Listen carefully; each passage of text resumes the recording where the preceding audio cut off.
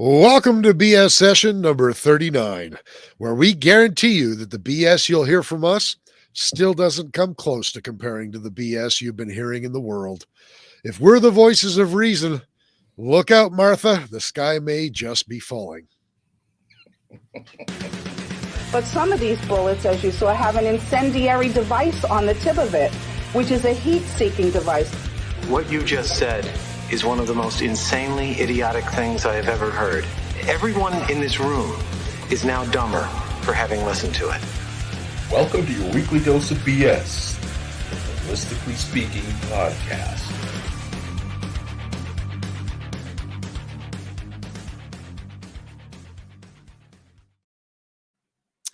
Well, I know that we're going to get to it little as we get into things, but I just got to say that I've been reading a little bit of the Mass Casualty Commission report, and I do feel just a little bit dumber. Well, like I was just saying, I suppose we have to be careful a little bit because we've only both read just a little bit of it. But there is so much CYA in this thing, and we were told to do this, and this is how we did it, and over and over and over again. It's just that we didn't color outside the lines. I just want everybody to know that, and we're professionals, and this is what we do for a living, and blah blah blah. I think you should be the one who's careful, though. You be good cop, I'll be bad cop. I'll fly off the handle and I'll be all half cocked about it. That's not right. I don't do that. I'm the completely emotional, frantic shithead. And not tonight, buddy. Oh God damn it! I don't know how to play good cop. Let's do bad cop, bad cop. Okay, let's do bad cop, bad cop. This whole thing is nonsense. It's crazy. It's off the rails. Let the inner grumpy guy out. Exactly. All right, everybody. Yeah. Welcome back. What are we doing? Should we get right into let's get right into the bill paying bit of it. Do it. And then we can let our emotions go on this other stuff. How about that? Okay. Do it. Giver. I'm feeling a little bit emotional. It's might have had an estrogen shot earlier. Well, wipe your tears, pull up your panties, and let's get to it.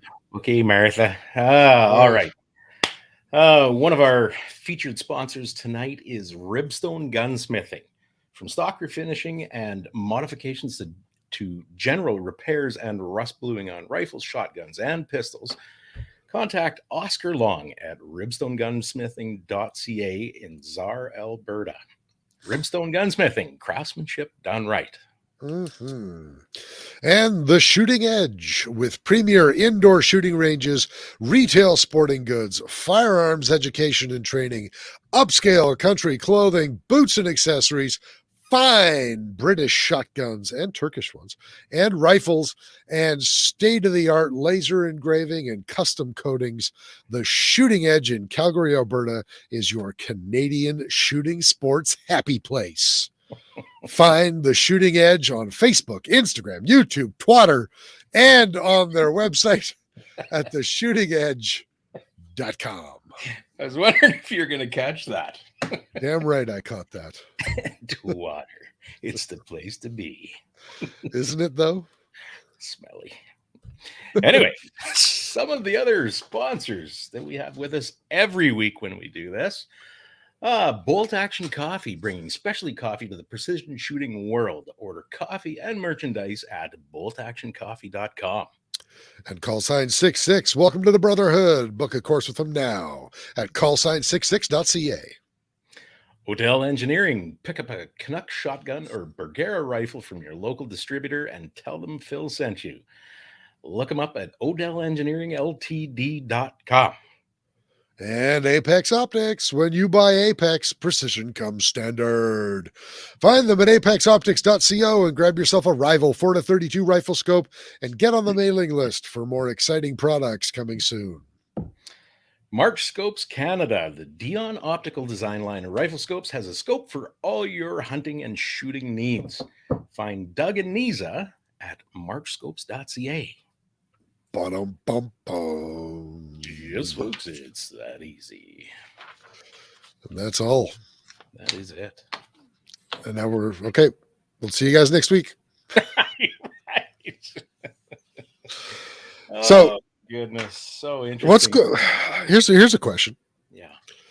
The fuck is going on? With what specifically? Are we talking about the Mass Casualty Commission? Or are we Just talking the about world in general? How is it? And let me ask you a question here. Now, I'm not really a Trump fan, but how is it that Donald Trump is officially getting indicted and Justin Trudeau is still our prime minister? Holy Jesus Christ. Well, I mean, listen, it's very apparent in many ways that generally speaking, the US has far more fucking balls than people in Canada. I don't know if that answers Not always. Not always. I mean, in this particular instance, political discord, shit like that. Yeah, they're a lot more. They're less agreeable. Yeah. They score lower on the agreeable scale. They do? Do they really? Yeah, they do. Okay. I can't name the study off the top of my head at the moment. But it exists. I think it originates. It's referenced in the Mass Casualty Commission report. Yes, I think it originates in Louisiana and Texas.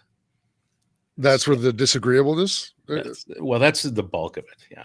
Okay. Yeah. All right. In Louisiana. Yeah. Okay.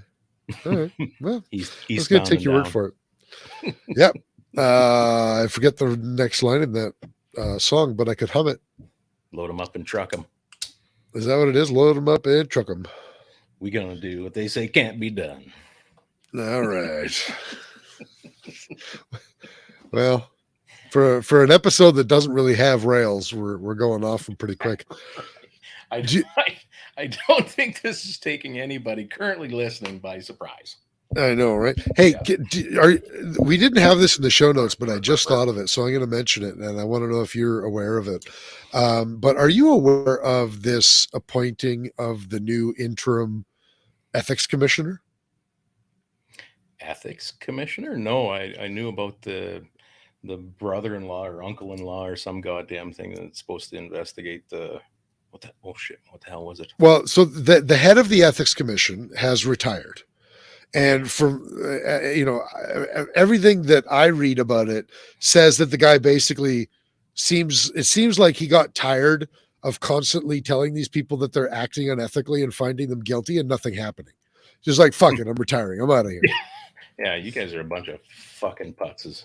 It's like my job is superfluous and it doesn't matter, so I'm retiring. Right. So they need an interim ethics commissioner. And the person who was appointed, according to the Liberals, this person has been working for the Ethics Commission for 10 years. They were put on the Ethics Commission by Stephen Harper, by his government. Right, I did hear about this. They have seniority. They're second in line or whatever.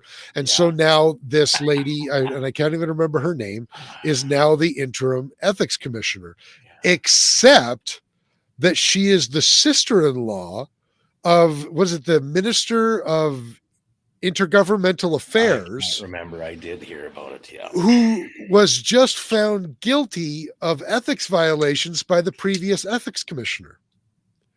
And if that's not a conflict of interest, I don't know what it is.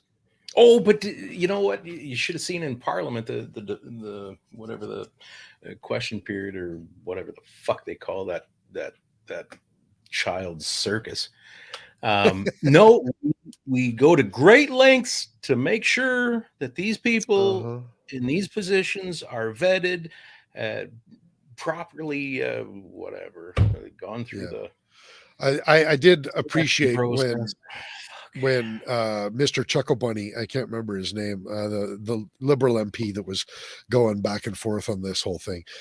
He stands up and he says, may I remind you that she was appointed by Stephen Harper and the ethics. And then the guy, again, I can't remember his name, but the Conservative MP stands up and he's like,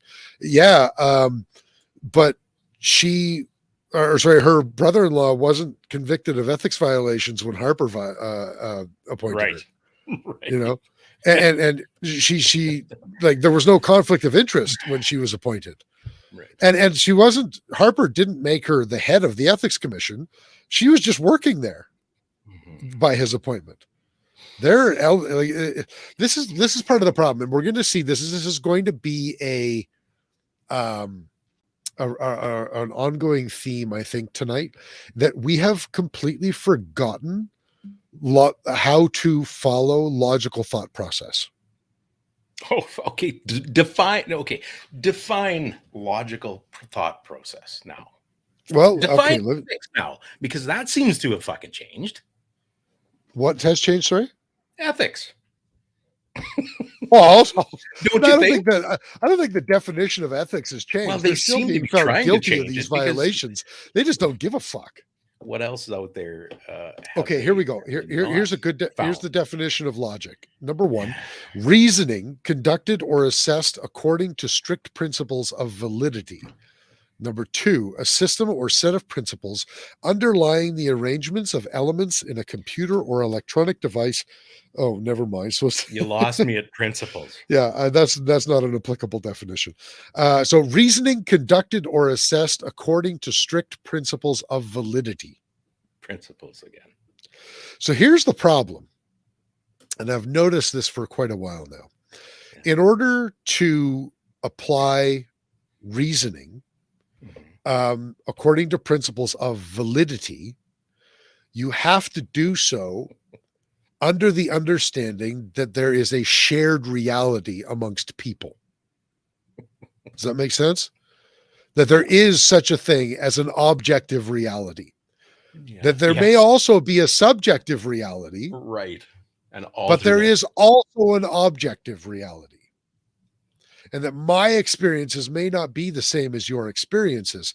And that is our own subjective realities. But the occurrences that we both observe are fucking objective. And they are not up to me to decide what actually happened because based on my own subjectivity. Oh, no. You can't. You can't steal my truth. There are things in this world that either happen or don't. But I think the new way of thinking, along with new math, is that there is no such thing as objective reality.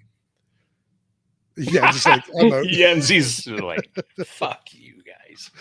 And so when you look at things, I had enough of this shit on the drive down to Vegas. He says, when you're looking at things only through subjective reality, you can't apply reason and logic. You just can't. This is the problem. Anyway, hey, Mike. Hey, Jeff. Hey, Adam. Hey, Steve. Hey, Scott. Hey, Jens, who's not here anymore. Hey, Dave. Hey, Uke. All the folks that are joining us. So anyway, that's going to be a common theme, I think, when we're talking about this Mass Casualty Commission and everything else that's going on. But I also wanted to just mention this whole. Yeah. And you know what? Good on the Liberal Party, because if you're constantly going to be in violation of ethics, the best thing that you can do is just get rid of the validity of the Ethics Commission. So what else you want to talk about? I don't know. I'm about spent now. Like I made the mistake of actually trying to process what you were saying. That was a big mistake. Most of the time when I'm talking, you just have to kind of like let it go, right? Uke says, oh shit, what did I walk into? Are we going to start talking about Schopenhauer or Kant now? What is reality anyway? What have we done? Well, what have you done? Yeah, little do you guys know that I am going through a midlife crisis that is embroiled in an existential crisis, and so strap in, motherfuckers. No, I'm kidding. I think not embroiled so much as confused with. Probably. Yeah, that's why I keep buying so many new guns lately. What'd you get now? Oh no, actually. called you. But But you buying so many new guns lately is your reality. That's my reality. That's my truth. I got you. Okay. Yeah. So don't judge me, Rooster. My latest purchase for firearm, an actual firearm, is actually the TM22. I think I may have sold that was one still a while ago today for someone. Oh, one of my coworkers was asking me about choice of rifles, so I suggested a TM22 for the purpose that he wanted. Oh, there you go. Yeah. You know what's funny? I think I sold one too. There was some dude on Facebook and he's like, "Hey, can somebody point me towards some reviews of this thing? Because, I'm thinking about getting it, but I don't know." So I was like, Hey, bro. Did you say bro? No, I didn't. But I was like, "Hey, I'm still reviewing." Did he this turn thing. around and look at you and just about punch you in the mouth? You got to tell that story as soon as I'm done this. I can't tell that story. All I saw was red the whole time. Okay, you got to tell it as soon as I'm done this. Okay. So, hey, Joel, what's up? As soon as so I was on Facebook, so I was like, okay, I'm still reviewing the thing, but here's the 2 videos that I've done on it so far. It'll at least give you some semblance of like what's going on with this rifle. So he watches the 2 videos. He comments back about an hour later, and he's like, "Hey, thanks for these videos. I think I'm going to pick one up now." And I was like, "Sweet, do you, buddy?" Well, that sounded like an easy sale. Should get some commish. We should get some commish. Yeah, your story is going to be better than my story anyway. Oh, I'm probably going to screw it up. I'm that okay, guy that never remembers a single joke. I'll fill in the gaps that you're missing. So good. Everybody, I'm going to preface this for everybody before you say it. This comes. Okay, we never really did talk about this very much publicly. Okay, no. This happened and I'm gonna almost add a 2 years ago to it. Yeah. Okay, so what this story is premised on happened almost 2 years ago.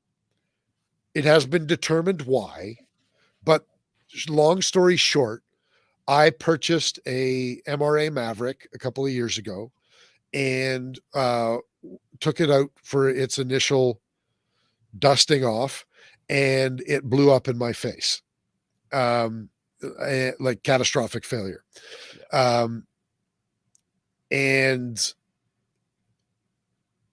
just the other week when we were at the Saskatoon Gun Show, there was nobody else on that particular range when it happened. Okay. So I walked over to the next range because my face was numb and I couldn't tell how badly I was injured. So I walked over to the next range and there was only one other guy there. And I basically talked to him. He says that I called him bro. I don't think I did, but he says, I said to him, like, "Hey, like, I can't feel my face. I know that I'm bleeding because I'm wiping blood. I can see the blood on my fingers, but like, can you just like check my face out and like make sure that I'm okay? I can't feel anything." Right. And so we ran into that guy again at the Saskatoon Gun Show. And now go tell the story. Okay, first of all, Midwest Long Range just tuned in. Hey, how are you? What's up, Midwest? Glad to have you here. So I kind of feel bad about telling this story a little bit, but I'm gonna do my best because I don't. He's probably listening right now. That's why. And he was a swell chap. Yes. So we can tell the story. I'll tell the short version. Okay. So this guy comes up. Hey, I saw you at the gun range a couple years ago and you blew up a gun and you should have seen it, man. I was there shooting and he was shooting, and then all of a sudden I hear this boom and I didn't know what the hell it was. So I kept on shooting and I feel this tap on my back and somebody's saying, "Hey, bro."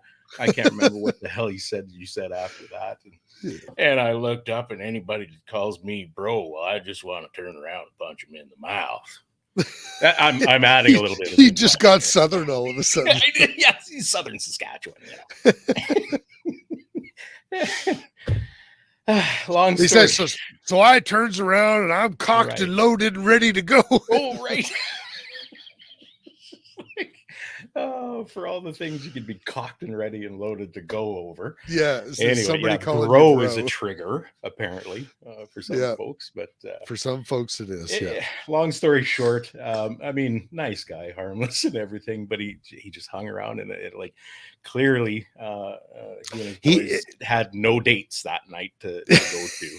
You know, there's nothing pressing. It's just Saskatoon Gun Show was the It thing was on the fun list. though, because his son had Well, bought a dummy frag grenade. oh, the grenade, yeah, and he was showing us his dummy frag grenade, yeah, and yeah. they were chatting us up, and he was telling the story about 13, 14 Yeah, times it in a was row. clearly there was nothing else to see in the gun show.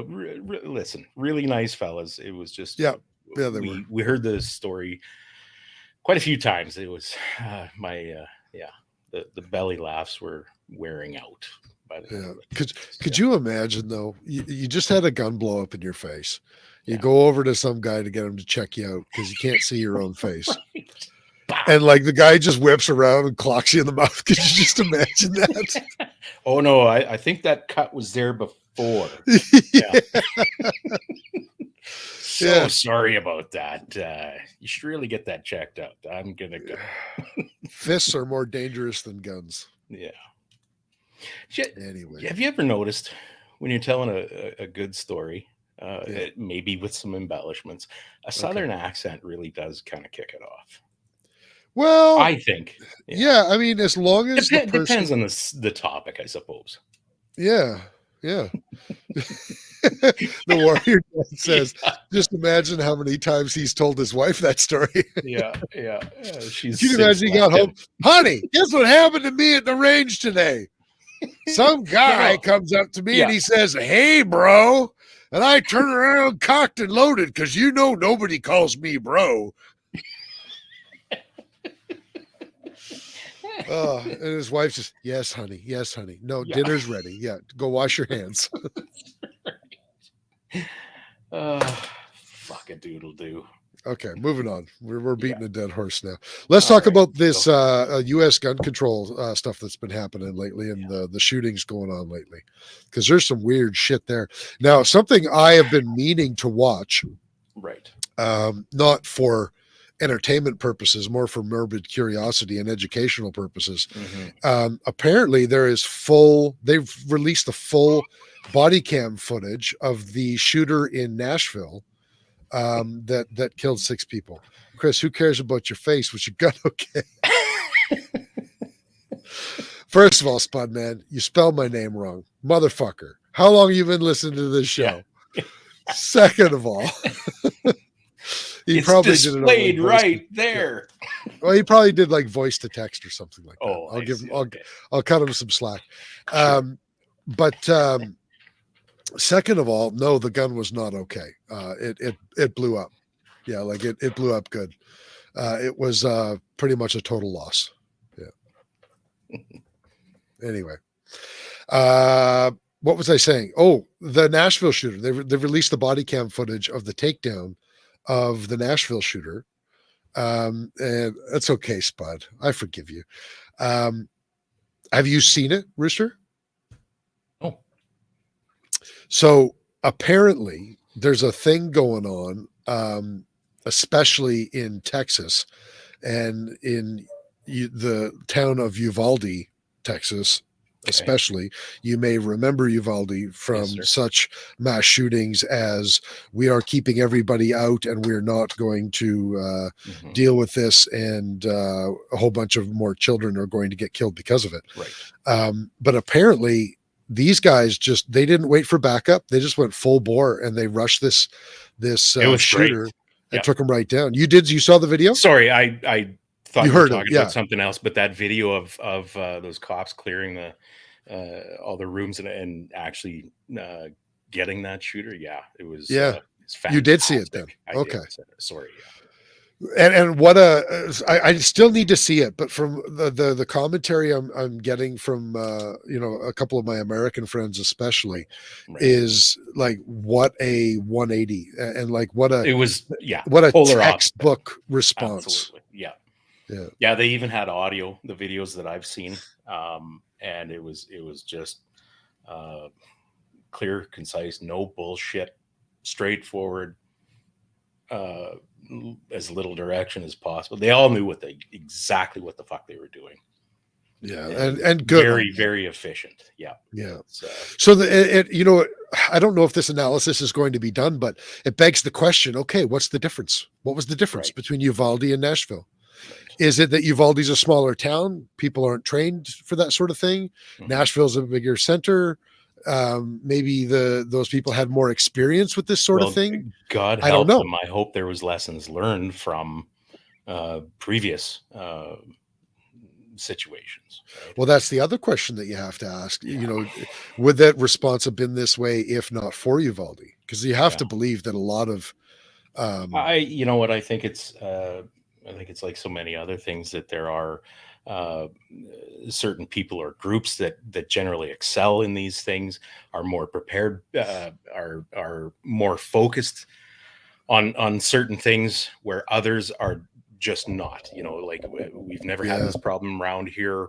What's the possibility that it could happen? Maybe we don't need to focus on this. Where other departments are likely, this is a real fucking possibility, and we'd better be ready, whether or not it ever happens. Better to have it than not need it, right? Just thankfully, could you imagine if it had gone like Uvalde did like that? I don't think that the communities could have put up with that. So I think it's a very good thing that it went the way that it did. I think that it's a very good thing, and I hope that police forces across not just America but Canada are paying very close attention to that. And I know this is a natural segue, and I don't think we're ready to segue yet, but the RCMP need to be taking a look at things like that. Because the Mass Casualty Commission, a large part of that report is essentially saying y'all fucked up. You have shit training. You have a shit facility for training. You have shit screening processes and policies and everything else. So it's we can get back into that for sure. I want to address Dave Collins' comment here. He's talking about Mike Glover, and that he did a really in-depth analysis on Uvalde, and maybe he's seen something that I watched his analysis of Uvalde, actually. For me, it wasn't so much of an analysis as it was you guys are fucking idiots and cowards. And that's really what the whole thing was. Now, maybe there's something out there that I haven't seen, but he got straight to the point and listen, you guys fucked up and you need better training. You should be ashamed of yourselves, was the gist of it. No, I don't know. What I saw didn't necessarily get into, okay, here's the mistakes and here's what should have been done in this situation. This guy should have been here, and etc. I didn't really pick up on that. The material that I saw from Mike Glover, but I agree, Mike Glover is excellent with all this kind of stuff, and he's a very good resource for things like that, the preparedness, the what do you do when the shit hit the fan scenario, right? The U.S. is doing a really good job with that. In some ways, it's good because these guys are in the public sphere. Guys like Mike Glover, he does a lot of stuff with Andy Stumpf. And then of course, Jocko is a celebrity these days, and you got a bunch of other vets on YouTube channels like Grand Thumb, and like all these guys, and what's his name from the Warrior Poet Society. What's his name? Oh, yes. Fuck, I always forget his name, but I know. I can't believe I'm forgetting his name right now, but you guys know what I'm talking about with Warrior Poet Society anyway. But a lot of these guys are in the celebrity sphere, and they're kind of getting their professional analysis out to the public, which I think is a good thing. But none of these guys are shaping policy. None of these guys are in the positions to be training people. Like the next, they're not training police officers or anything like that. It's all the wrong people in these types of positions. Well, I shouldn't say that. I can't make that statement. I have to retract that statement. But I'm sure that a lot of just as qualified people are in these positions. But it makes you wonder, right? If you listen to all these guys, aside from a select few, most of them have been, for lack of a better way to put it, shunned from that what do you say, professional service provider or whatever, training, the active law enforcement departments and that. They're Mike Glover's a perfect example of that. He tried to get into that. I mean, he went to the civilian side of things because what was it? The FBI, I believe, tried to essentially ruin his life. Like they went after him and his fucking mother, for Christ's sake. Yeah. So the U.S. the alphabet agencies really crush anyone who wants to. The bureaucracies are strong. Oh fuck! Yeah. It's insane. Absolutely, and not just in the U.S. I mean, we're watching the exact same shit happen to Dallas Alexander right now. That's right. Yeah. Yeah. So let's go Western society. Let's crush anything that's fucking good and beneficial. Yeah. Exactly. Yeah. So another interesting point that Yuke's making. So he says, dude, that Nashville situation was weird and kind of fucked up. It was reported that the shooter was a woman, then maybe trans, then probably a white guy. Yeah, and we saw the exact same thing in Uvalde. It was, they were, first of all, the shooter was killed by a parent who stormed his way through the police line. Then it was he didn't storm his way through the police line. Then it was he ended up like ignoring their direct order. There was so much misreporting going on in that Uvalde situation for weeks and weeks and weeks before things started to get clarified. And then they did eventually release the body cam footage when they actually did go in with that guy, right? Yeah. Oh man. Yep. But none of the lead up, I don't think. No. But maybe just worth noting that in the as usual, in the attempt to be first, news organizations are never right. No. 100%. Yeah. Yeah, and then of course there's been some stupid shit happen with all that whole trans thing ever since. But yeah, see, it's all agendas and struggles for power and blame and shit like that. So everybody was just at the fucking trough. It's incredible.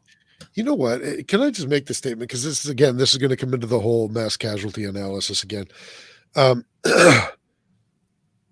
We want to blame the social aspect for somebody picking up a gun and shooting a bunch of people. Yeah. Well, there's always something else to blame other than this guy here. Exactly. And here's my commentary on that.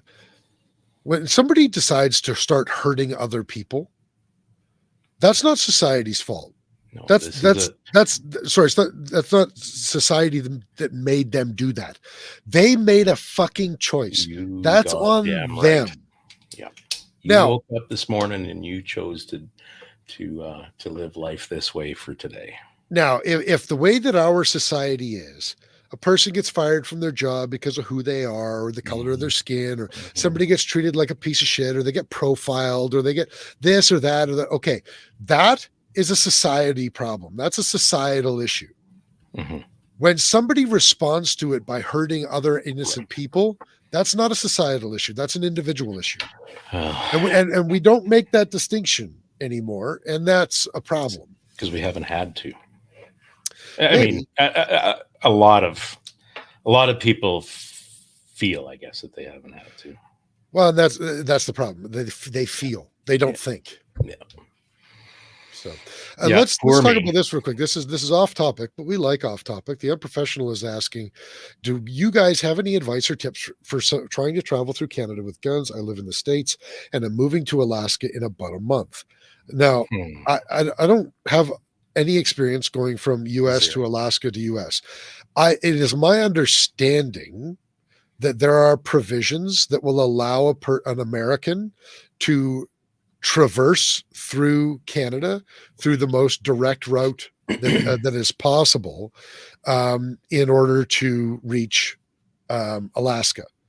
And that's been in place for a very, very long time. What I would not do is I would not show up at the Canadian border north of Seattle Right. with all of my guns and say, "Oh yeah, I'm just going to Alaska, and yeah, I got all my guns with me because I'm moving there." That's a good way to say goodbye to all your guns. They will take them. That is a 100%.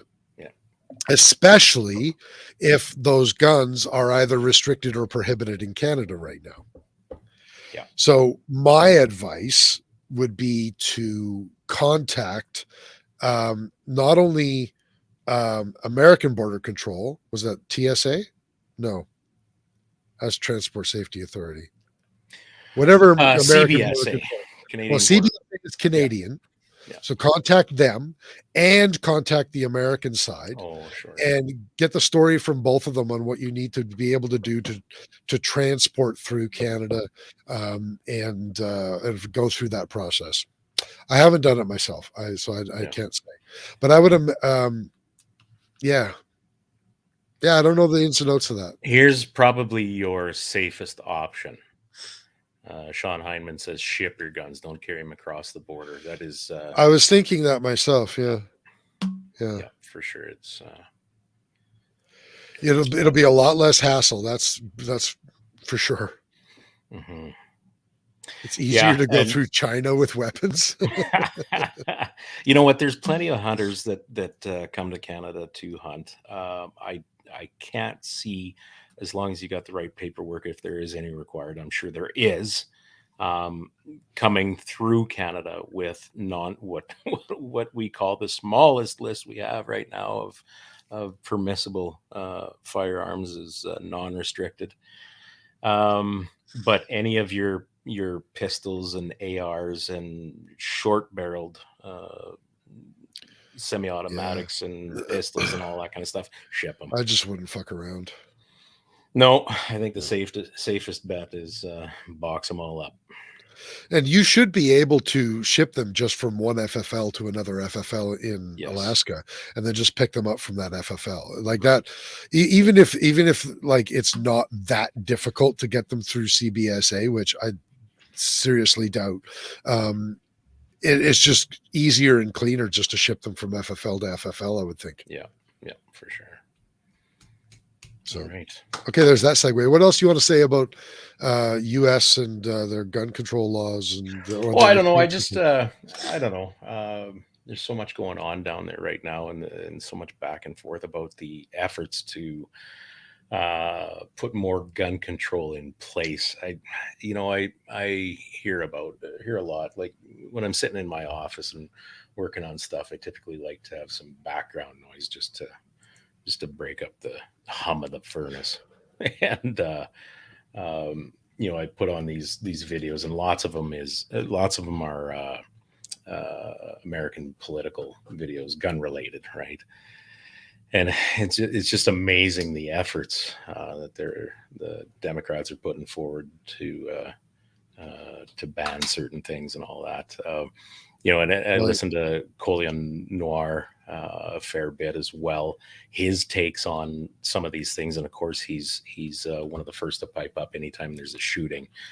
And he's got counter arguments to the typical, see, we need to ban guns everywhere and all that kind of stuff. I'm just kind of wondering what your thoughts are. He's Colion Noir's a big proponent of starting to arm schools.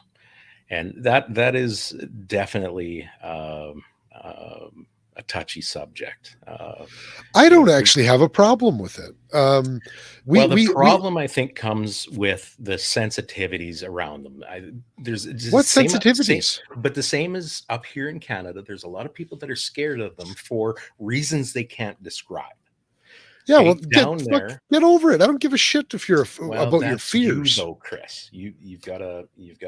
But this is part of the problem. We give too much credence to irrational fear. That's not going to change anytime. And the argument is always we don't want soon. And for sure. In the meantime, until you change those minds, there are going to be many more of these events. No, I understand that. Over you, but no, you're right. I talk over you all the time. It's okay. I'm just not rude like you. I know that the conversation so often becomes I don't want those guns around my children. Right. And that is an irrational fear, Yes. because those guns are already around your children. There are, in many areas, there are community police officers that are at schools all the time. Yes. And guess what, dumbass? They all have a fucking sidearm on them. How many? They're all carrying guns. How many of those same people are so fearful of walking into their banks where there are armed guards? Yes. Right? Well, you I'll know bet what? You if you're fucking agoraphobic, that's a mental illness. Seek help. Yes. I'm not changing policy or my life due to your agoraphobia. Mm-hmm. And that's really what it is. Yeah. Like I think that agoraphobia partially really is it's an irrational fear of I think technically it's of like open spaces, but really like in the vernacular that we usually use it, it's really a fear of other people. Mm-hmm. And it's just some sort of irrational distrust of your fellow man. That's your fucking problem. Yeah. And by the way, I distrust people, the general public too. Mm-hmm. But you know what? I take responsibility for my distrust, and I do something about it. And what I do about it is I prepare myself for it. Yeah. I don't whine and complain and bitch and try to change everyone else's lifestyle. That's the thing. Do you want to be able to function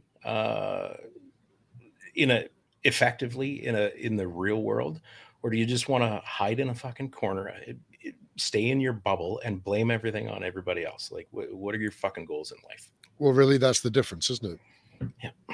The other thing that really amazes me is how the Democrats talk about gun control and these shootings and all that kind of stuff, and we will do anything it takes, everything it takes, to prevent another shooting. Really? So if we could show you that posting armed guards at or around a school would prevent anyone from dying every fucking day at that school, why don't we do that? Why don't I don't want guns around my kids. I'm willing to do anything, and if we save just one life, it'll be worth it. But not that. Yeah. Right. Yeah. So here's an interesting comment from Sean. He says, armed security, I'm for. Armed teachers is another story. Keep in mind, I feel everyone should carry, but do it discreetly. Carry a compact pistol in your bag and shut the fuck up about it. So I think there's kind of two things that you're talking about there. I agree 100% with Sean. Armed security, I'm for that as well. Armed teachers is completely another story. Most of those teachers couldn't find their asshole with their right hand. Well, listen, look how much law enforcement we have that can't fucking use a pistol or a firearm of any sort. Right? Fair point. And we're going to take we're talking about the cop in Manitoba that takes his AR-15 patrol carbine and tries to shoot an elk with it and puts 2 holes in the hood of his car. So you're absolutely right about that. And like there's no matter what, there's always going to be differing levels of competence.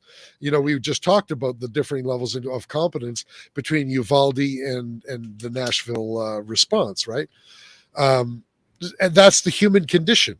But this is the thing. The human condition is the human condition. Let's quit bitching and moaning about the things that we can't affect and start trying to affect the things that we can. Do your best to put the right people in the right situations. There are going to be variations on capability because that's the way life works. Yeah. But it doesn't mean that you don't do anything about it. Now, the rest of what Sean said, I'm not sure. That's a different topic, but yeah. So I don't know if I know exactly what Mitch is saying here. He says solid argument for why more guns isn't the answer to gun violence. You know what? I'm a firm believer in the right people with guns. Now, how do you go about what do you say, validating or certifying those particular people, making that selection? I don't know. Maybe Mitch is getting at something a little bit different than where my head's at. I'm wondering if Mitch could elaborate on that in the chat, because I do want to know where he's going, because I actually don't know what he's referring to when he says solid argument. Which argument was the solid argument? Listen, it is not the answer. Like, more guns, I don't think is the answer. But Yeah. guns in the right hands of in the right places, I think is very important. Especially considering, listen, I've said for years and years now, the reason we have incidents like these and many, many more, many less serious than that, is that people don't get slapped in the fucking mouth anymore for doing something unacceptable, right? But apparently I almost do for saying bro. Sorry, carry on. I don't want to sidetrack you. So this is the problem. There is no consequence for people doing these things, and it's been proven many times that the reason that these fucking spineless pricks go to these places to shoot people is because they're gun-free zones. Like, that's come out in so many affidavits or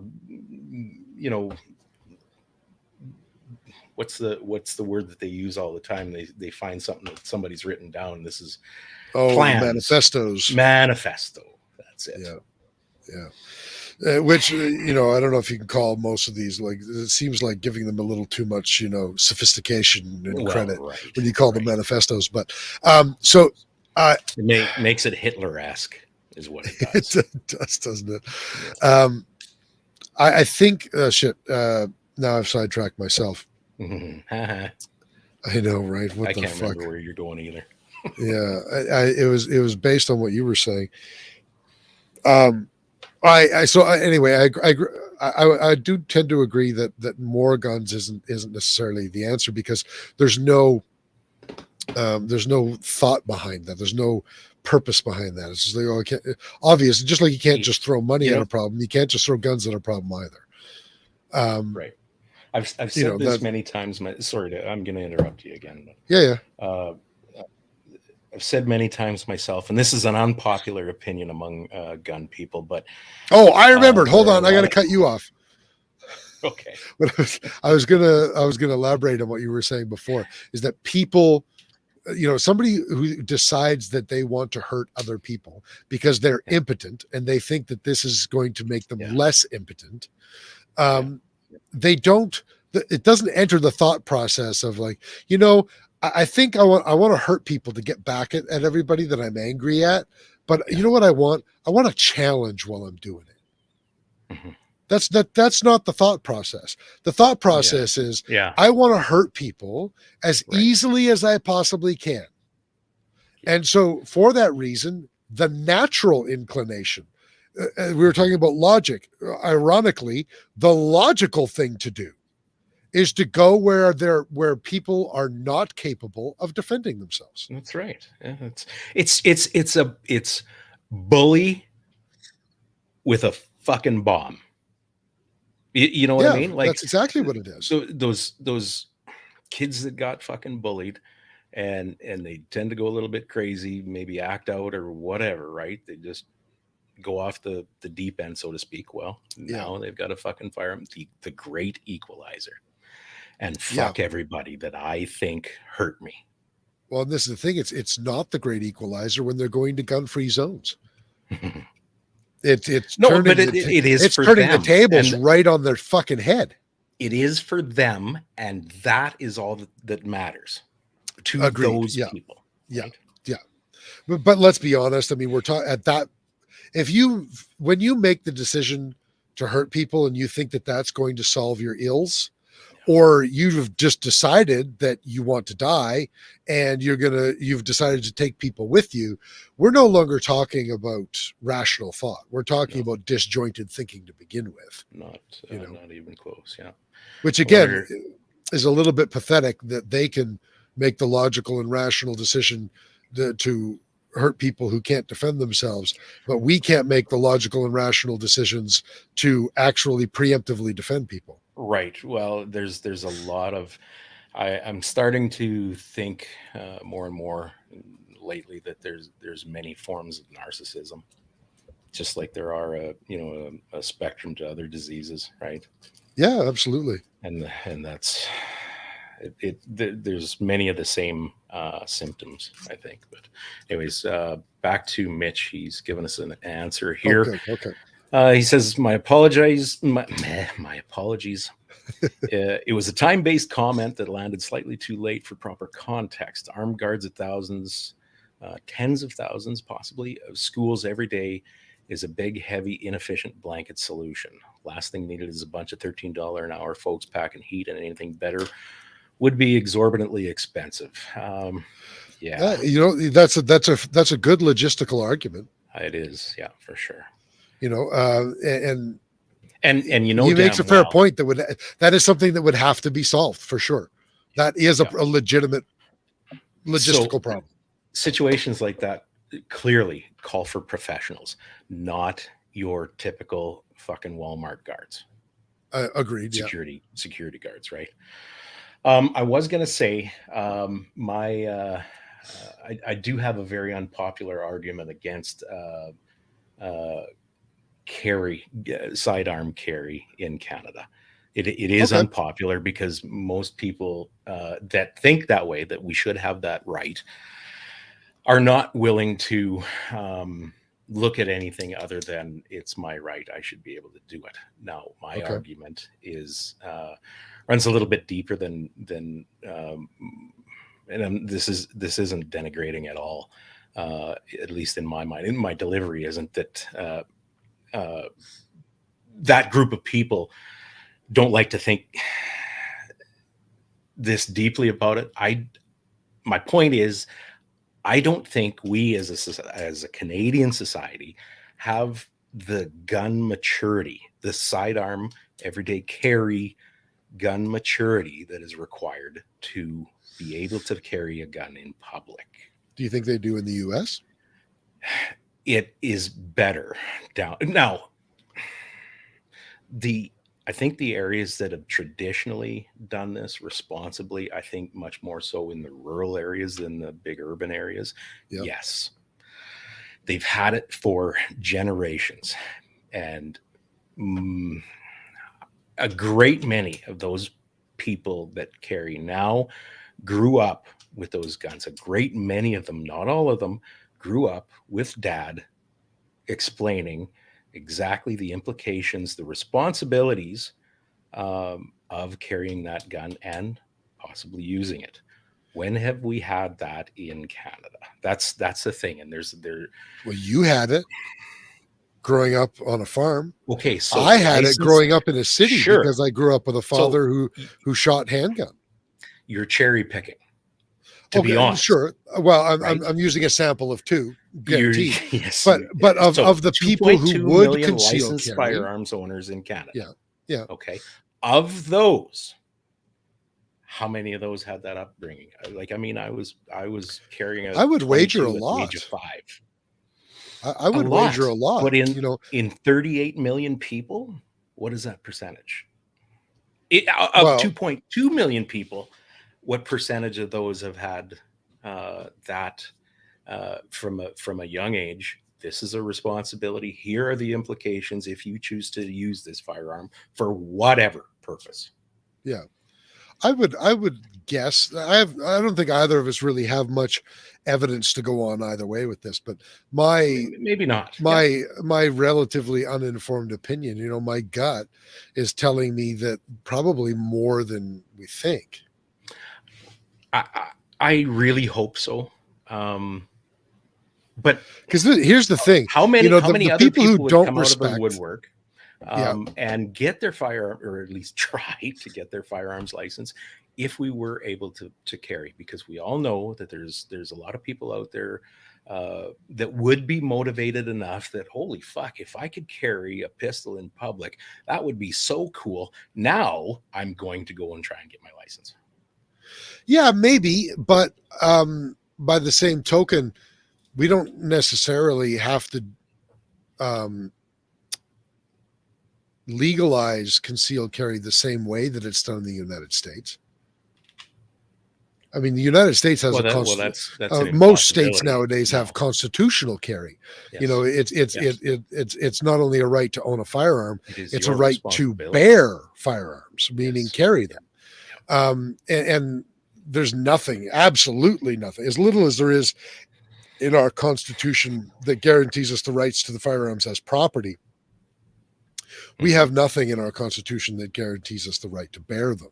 And frankly, I'm in favor of more training in order, if we're going to have, here's my thought on it. If we have to have licensing systems in this country to begin with, then the licensing systems may as well actually be fucking worth something. Yeah. I don't believe that there is such a thing as too much training as when you are responsible for something that is dangerous. And I don't care if it's a car. I think that training should be better for cars. I think training should be better for firearms. I think they should be more onerous. I think it should be more difficult to get a driver's license. And I think it should be more difficult to get a firearms license. Yeah. No different. So if you can't prove competency, then you shouldn't have them. So it has crossed my mind many times, especially in the debate about sidearm carry. I don't think I would object a whole lot to, okay, you can do this, but you have to qualify. Do you know what I mean? Yeah, no, I completely agree. Like, not only train, but qualify. And maybe you have to qualify every 5 years or something.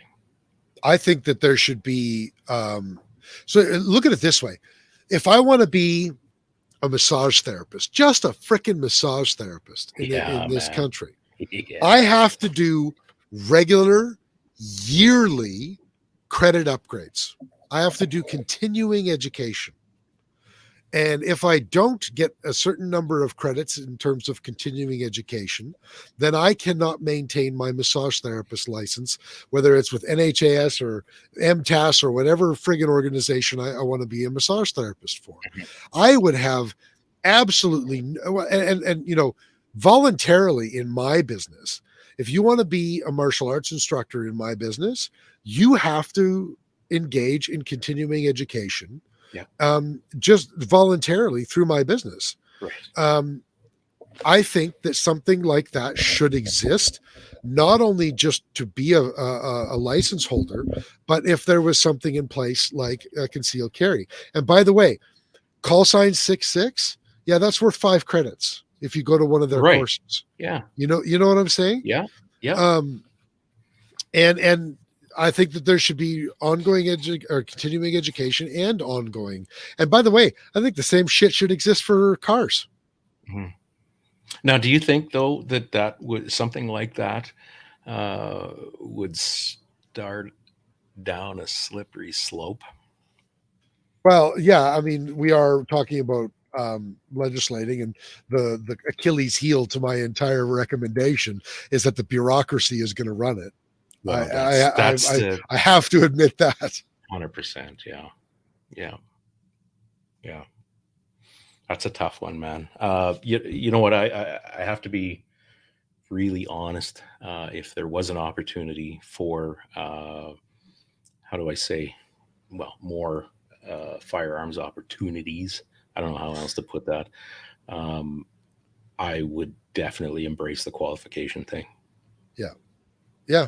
I completely would. And by the way, if it allowed me, I to be perfectly honest, I suppose if everybody was carrying concealed in my city, I suppose I would carry.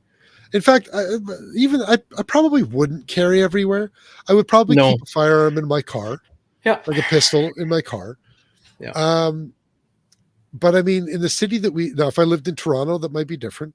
In the city that we live in, I just don't see, and that's my own personal analysis. So I probably wouldn't carry anyway. Well, listen, it's a read the room situation, right? Right. And then in certain situations, I probably would carry, depending on where I'm going late at night, walking around downtown or something like that. But so I had another thought. I don't know. Go ahead. I had another thought pop into my head. And part of it stems from a lot of the stuff that both you and I read today about that that commission, that final report for that Nova Scotia thing. That there's so much of it in there about intimate partner violence and violence against minorities and things like that. And it makes me wonder where people's heads are at, and it makes me wonder about the people that we all know, the gun people, the really devout gun people. How many of us are true protectors? Do you know what I mean? Like, it's certainly a personality trait that not everybody has. Right. Yeah. So, that ties in at least in my mind, it ties in with the privilege or responsibility, the opportunity to carry a firearm out in public. I really think I would embrace something like that, because at least I really feel that I am a protector type. I don't like seeing people get picked on that don't deserve to get picked on, that are weaker than other people, and all that kind of stuff. It really, really digs into me. I'm that guy that I think I would, out of a sense of responsibility, if we had that opportunity, definitely carry a lot of places. Yeah, so that's I think that really what you're talking about is a matter of empathy. Where are you scoring on that empathy scale? but there's also a big difference between empathy and sympathy, and I think that this is maybe part of the problem that a lot of antis suffer from. And I don't just mean anti-gunners; I mean anti-everythingers. They completely confuse empathy with sympathy. They actually are very low on the empathy scale. True as hell they are. They're just full of misguided sympathy. Yeah, for sure. And I think sympathy often is worse than being low on empathy. I think Dave has a message for you. A little punk like you would be a target 100%. No way he's talking to me. You must be talking about my 140-pound frame. It must be. Ain't nobody targeting me. I'm fucking dangerous. Watch me bark so that you don't try me. Yukikazi's had quite a few good comments. I've seen zip by here. Yeah. I should probably address a few of them. Hey, go for it. Yeah. But there's a good conversation going on between Sean, Mitch, and Uke. Yeah. But Uke, there's a lot there to try to highlight. Yeah, for sure. One of his comments: I learned how to shoot a bow at 6, a gun at 8, have responsibly carried a knife on my person for decades. It's not a mental health issue. It's more like an encouragement to an encouragement to be mentally ill issue. You know what? I think there's a lot out there that supports the victim, right? Yeah. And I think you're that mentally ill, you're nobody. That's got to be a recognized mental illness, right? Yeah, you would think so. It's some sort of condition for sure. Yeah, and he also talks about how this shit is getting glamorized, and it's amazing. Every time something like this happens, we're not going to say this person's name. We're not going to give them that sort of that exposure or whatever. But they beat the living fuck out of the incident, right? Yeah. And I think it really is being glamorized. So the first, I just at least Google in the searched. Sick mind of some people. Sorry, Chris. Yeah, no, that's okay. I just Google search real quick. Mental disorders where you're always the victim, and the very first one that pops up is that it's associated with narcissistic personality disorders, and which is exactly what people have been talking about in the chat, is that narcissism really seems to be on the rise. Now, I think there's a big difference between like socially learned narcissism and actual narcissistic personality Yeah, disorder. like I'm a queen, I'm a 10. Yeah, That's a exactly. socially learned. Yeah, exactly. But it is Yeah. narcissism. It is. Yeah, and I think that's the thing is like it's not because of a dysfunction of the brain, it's a dysfunction of societal learning. Yeah, for sure. But the result is the same. Yeah. You know. Maybe we all have a capacity for that shit. Oh, it's in all of us. I guarantee to some degree. Yeah. But then again, I think some of us are smart enough to be able to reflect about what's going on around us, and we don't fall for that shit too. Mm-hmm. You know, and our sense of personal accountability overrules any sense of entitlement or the whatever factors into the spectrum of narcissism, right? Yeah. So let's move on before we should bring Jordan Peterson on here because he's a psychiatrist or psychologist. We should talk to him about that stuff. Mm-hmm. I'm sure he'll come on. Let's talk about Bill C-21 and C-11. Sure. So it's my understanding that C-21 might actually die before it gets passed now. What indications lately do you have of that now? I mean, other than the timeline. There's just I'm listening to political analysts, mm-hmm. And there's a lot of thought out there that both sides are just waiting for the right excuse to call an election, to call a confidence vote. Frankly, I'm amazed that it hasn't happened over the budget already. But it's pretty fresh yet. Yeah, but if a confidence vote occurs, it kills all the bills that are currently before the committee or whoever. So, and you know, the Bill C-21 is still before committee, let alone going back to the Senate for passing and then royal assent. So, by the way, yeah, you like that? That happens sometimes. That's right. The amendments seem to be gone. Yeah. For now, except you can tell when the Mass Casualty Commission report was written, it wasn't gone because they wrote some of their recommendations word for word out of amendments G4 and 46. Yes. Which, like, come on, guys. Like, what the fuck? You want to be fucking partisan, which brings the whole thing into question for me, whether the legitimate conclusions and the illegitimate conclusions. Right. I was going to say it delegitimizes it. It does, and it's pathetic because there seem to be some things in the Casualty Commission that are legitimate. Sure, but sure there are. Yeah. When you're cut and pasting political party talking points, it illegitimizes the whole thing. Well, listen, let's before we get on to that, let's do C-11. Okay. All right. Okay.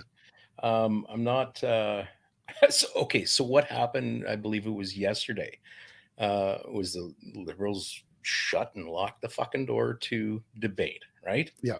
Again, they've done this. They do this a lot. Not to C-11 specifically before, have they? No, but they shut down. Oh yes. Debate in Parliament a lot. Yeah, it's chapter 2 of their fucking playbook, man. It's just standard practice by now. But it just goes to show. It proves out the whole fucking thing. I mean, realistically, C-11 is internet censorship. You're going to watch what we approve you to watch. We're conditioning you further than what we ever have fucking before. Now, this is that's not even our essentially. Not, like you said, essentially it is. I did. It's not essentially. It is. I use that word too much. At least I don't use it literally. And when I do, literally, it's meaningful. You don't. Yeah. Fuck. Yeah. But no, you're right though. It is 100% the beginnings of internet censorship. Yeah. And the fact that they shut the fucking door on everybody's face for debate, does it not precisely prove out the intent behind this entire fucking thing? Don't disagree with us. We're not going to have it. We're going to do what we want anyway, and we just want as little resistance as possible. We are conditioning you. You should learn to accept it. You'll own nothing, and you'll be happy. So the argument that they put forward is that the discussions in Parliament are no longer productive. They're basically saying what needs to be said has been said. So we need to move forward. And my thoughts are, you have a minority government where with less than 40% of the popular vote, you barely formed government. That doesn't make a difference to them. It's just like the rotten fucking child that has always 100%, gotten what 100%. he's wanted every fucking time, and people let him get away with that. So but again, why wouldn't they do that? What the fuck would you expect? Yeah, it's a minority government. There's going to be a lot more argument in Parliament. That's why minority governments don't pass as many bills as majority governments. 100%. That's the nature of the beast. And by the way, the postmodern Canada. Exactly. And this is the thing. When the country is as divided about who should be running it as they are when a minority government is formed, the government should not be going and just doing whatever the fuck they want. Yeah. Because that's how liberties start getting trampled on. Yeah, man. That's when due process starts getting skirted. That's when you start that's when you start abusing the powers that you have and start misusing loophole powers that are, and using them for reasons that they were not intended to be used for. Yeah. Yep. Well, how many times through history does this have to be proven? And might I add, history is not going to matter once C11 passes, because we won't have access to proper fucking history written at the right time. Anyway, if ever history was written at the right time. Well, and this is what's interesting is at least for right now, I don't think C11 is supposed to be, really censoring information on the internet.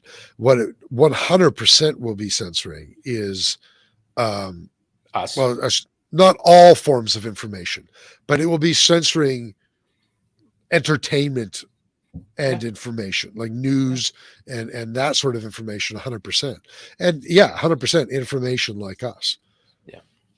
They're going to be like, no, I saw Jeff and Yuka Kazi in your live stream. They're American. Nope. And you were talking about Donald Trump, and that's not enough percentage. Nope. Right. Oh, Jeff. If only you knew. Jeff says, it sounds like Canada is turning into communist China. If the people speak up, they get taken care of by force. And then those same people will be crying. Well, crying's not allowed in communist Canada. There's no crying in communism. No crying. Yeah. But Jeff may not realize how close to the truth he is there, because we jailed the heads of the truckers protests and without charges for extended lengths of time. Yeah. And whether you agree with the truckers protests or not, the fact is that they were held without trial. Yep. And that's for not a very long time.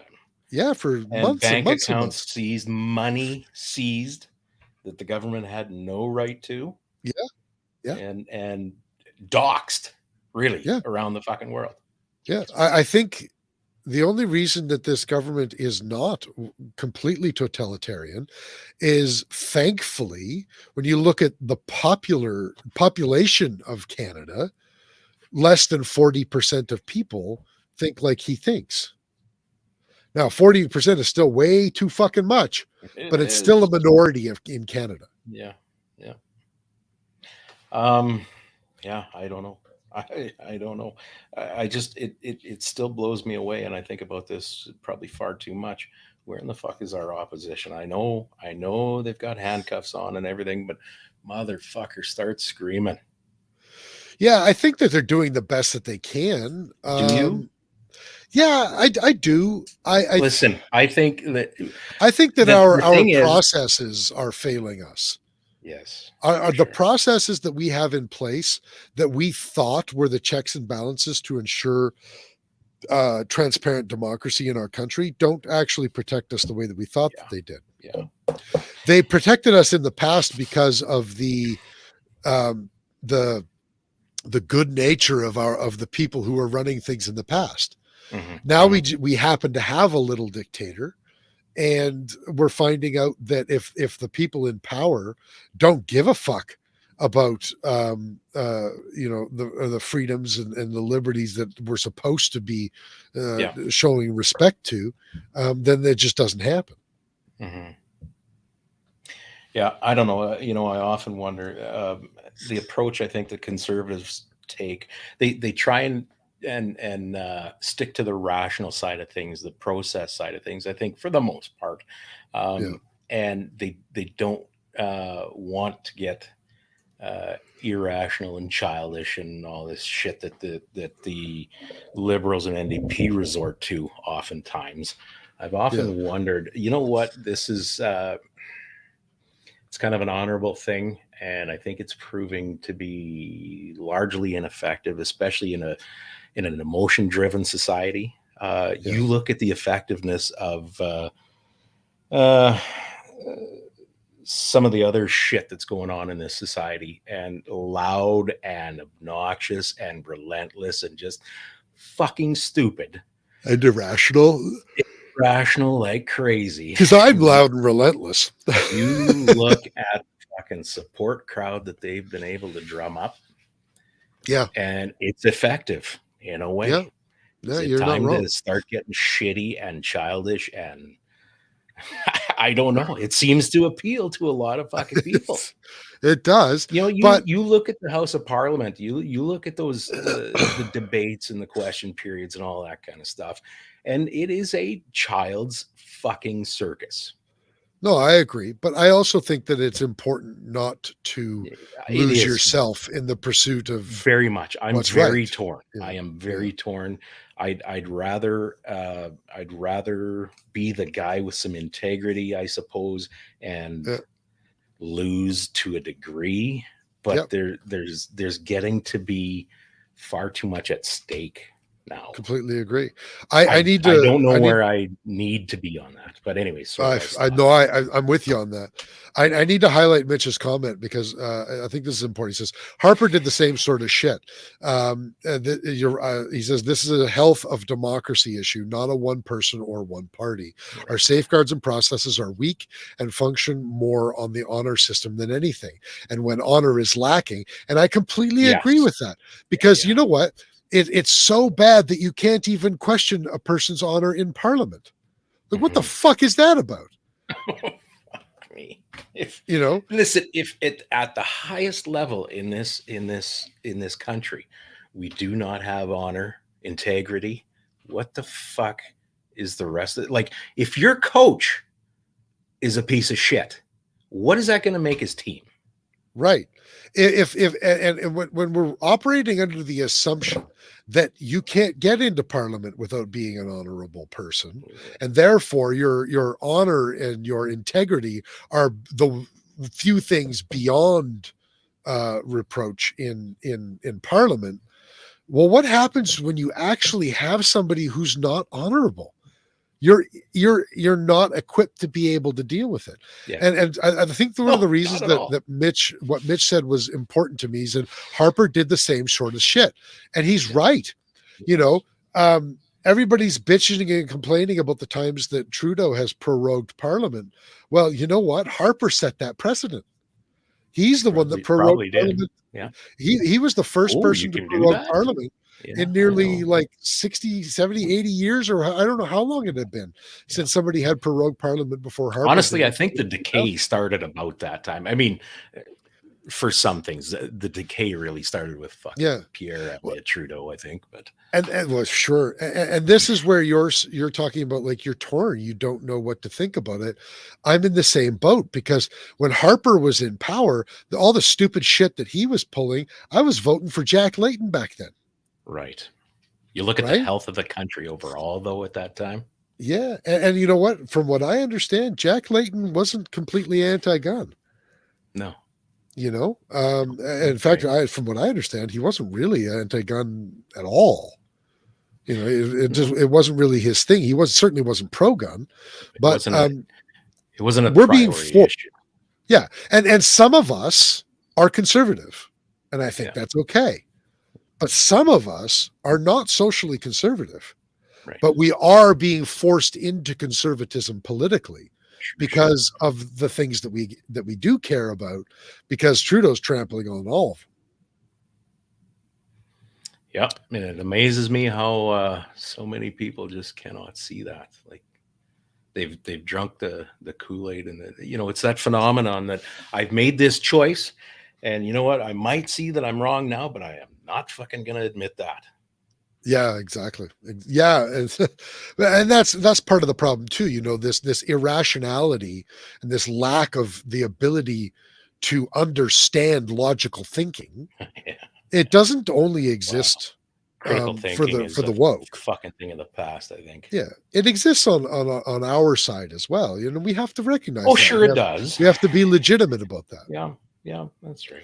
So Adam asked the question: if Bill Yeah. C-21 gets canned, does that end the handgun freeze as well, or is that a separate thing? Well, frankly, the handgun freeze is really something that should be recognized as the contempt of Parliament that it is, It is. because That's exactly right. Yes. that is an example of a regulation that has been enacted before the legislation.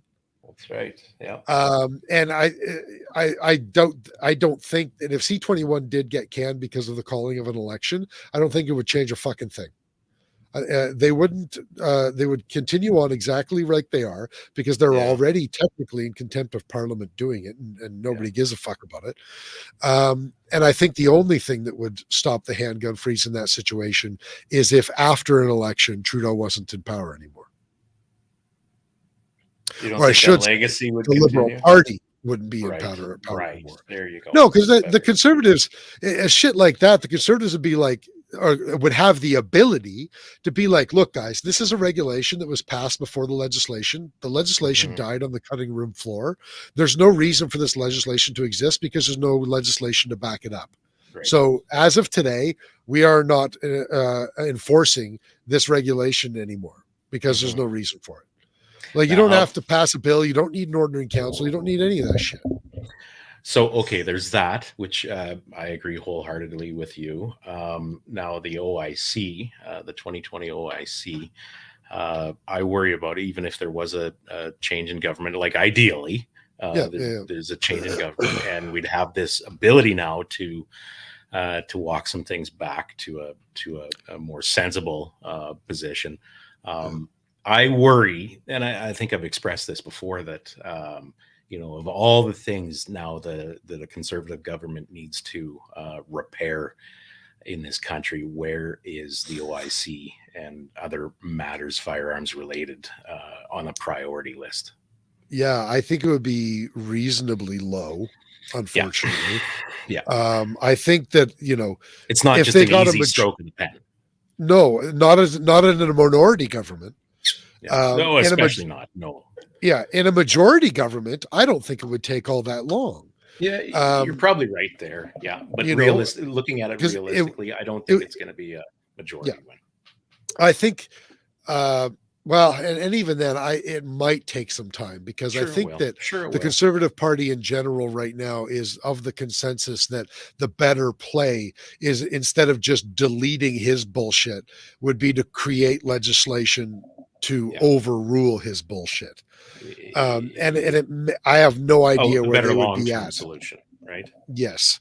And I have no idea where they would be at on being able to draft that sort of legislation properly to be able to pass it. I would hope it wouldn't take too long, but you don't really know, right? I would say there's some environmental studies and some pipelines that need to be built, and social programs to fix and shit like that before we give guys back their firearms, I think. I think that it would be inevitable. You know what I'm saying? Yeah, whether we want it that way or not, I think it would be inevitable. Yeah, that's what I'm saying. Like, just that on that priority list, because let's face it, there's a whole lot of shit in a heap on fire right now. Oh, for sure. Yeah, for sure. You know what? It has taken us a lot more to get through all of this current event shit than I thought it was going to. Let's get on the Mass Casualty Commission. Okay. Well, you know what? Unfortunately, like I was saying to you earlier, Chris, just did not get the chance to study it like I wanted to, and I wasn't able There's to a draw lot to out read, man. 3,000 pages of this stuff, and I want to be careful when I say 3,000 pages of this shit. I don't necessarily mean it's shit, because this is something that had to happen for the people in Nova Scotia. Let's be honest. Something needed to be done. Some attention needed to be paid, and whether or not the people in Nova Scotia actually get anything out of it, I don't know. But at least they have that sense. I think that somebody's doing something. It had to happen. Now, you get into the meat of this, and it is,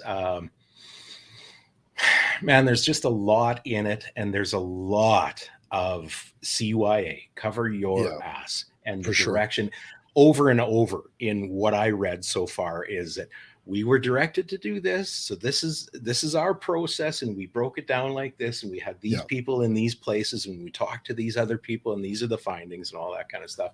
And we reported back, and we use these people. And I mean, any good report goes through the process and qualifies their stuff, right? There was so much CYA, it wasn't even funny. So there's oversight on this by somebody with an agenda. Yeah. So can I just say a couple things first? Yes, you can. And again, I've read only a small fraction of this, the same as you have. There's a tremendous amount to read here. I just want to give a couple of examples, and this is what concerns me about what I've read of the report so far, is this same lack of ability to recognize the progression of logical thought. And what ends up happening is they end up creating these logical fallacies because they say one thing as though it were evidence of their conclusion. But if you follow the logical process, it actually is not evidence of their conclusion. Well, every argument or finding seems truncated. You know, like they'll get into something, they'll go like this, and then all of a sudden, boom, it just there's no conclusion. Right. Exactly.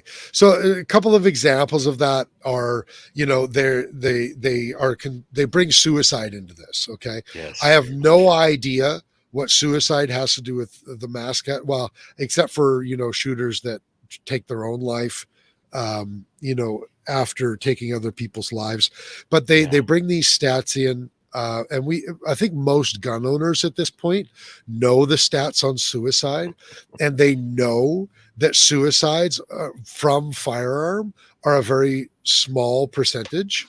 Right. They're less than 30% of overall suicides, but they write in the commission report. I'm just burping and talking all over today. They're writing in the commission report that, what did they say? Over 80%. So they're talking about suicides, but the statistic that they use to validate their conclusions that suicides are a problem in Canada is that 80% of firearm deaths are suicide. So they use the large number. 80% of these firearms related deaths were caused by suicide. That's a direct quote from the commission report. And they ignore the fact that that there is also evidence that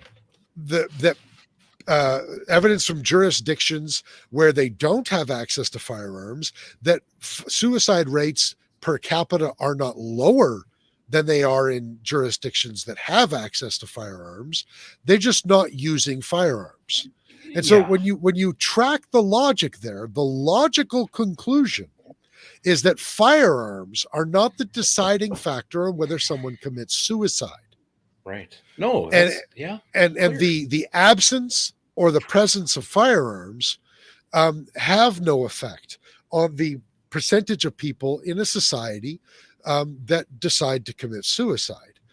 But they take this evidence, they create the logical fallacies, and they're using it to draw conclusions that suicide by firearm is a problem in Canada, and then they make their recommendations based on that erroneous conclusion.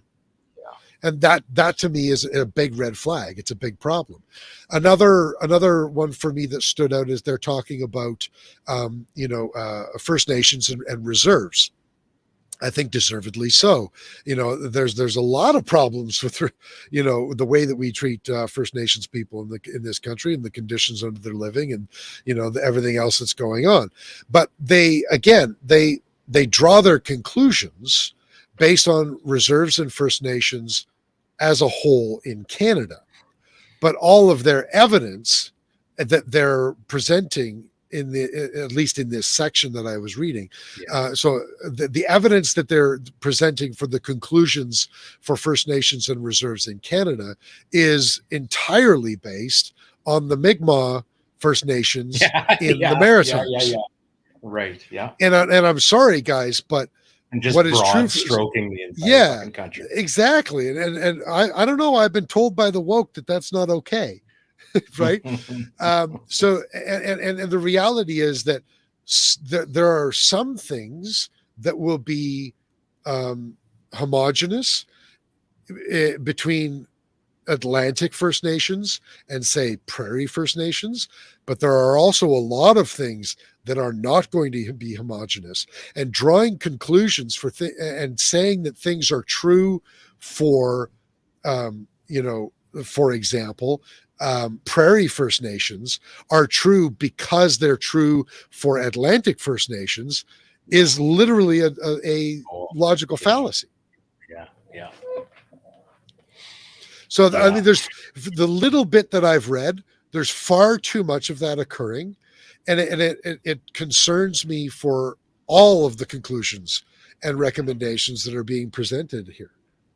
Yeah, it's there's so much in it. I really, really need to study it more in order to speak really intelligently about it. One thing that I found was interesting, I suppose, is how they define mass casualty incidents. Oh, I didn't get to that. Oh man, I've lost it. But it's 4 people hurt or killed. Yeah. Aside from the assailant, whatever you want to call that person. Yeah. And I can't remember what other criteria there was for it, but why arbitrarily 4? And for what purpose? I mean, it's data. It's a completely arbitrary number. Yeah, it's 100%. Yeah, and I've seen other jurisdictions defining it as more than 2. Yeah, this isn't even a consistent thing. Right. And I think that it's entirely for data manipulation, and it's nonsensical. I don't, and frankly, I guess I don't really have a problem. Like, okay, it's going to be an arbitrary number no matter what, but let's. God, Mitch, consistent. Yeah. I was actually. It's a good thing Mitch brought that up, because that was something that I was thinking about when I was kind of prepping 2 days ago for tonight's episode. Okay. Hanlon's razor came into my brain a lot. Right. A lot. And I think it probably accounts for a large amount of the problems here. I don't think that this is necessarily some big conspiracy of the evil people that are on the Mass Casualty Commission trying to toe the line. I think it's that a large part of it is probably attributable to them not understanding the information that they're getting. And not being able to draw proper conclusions. Yeah, they're data collectors and they're damn good essay writers. Yeah, and just so everybody knows what Mitch was saying, sorry, especially our audio listeners, Mitch is saying, gotta watch out for Hanlon's razor here too. Most people are lazy and kind of dumb. Writing good reports is hard. Doing good research is hard. Guaranteed there's a lot of people involved with that report who always had something else doing most of the group project. also true. Yeah. I've spent lots of my life and career around, quote, smart people, and man, they are still lazy and dumb lots of the time.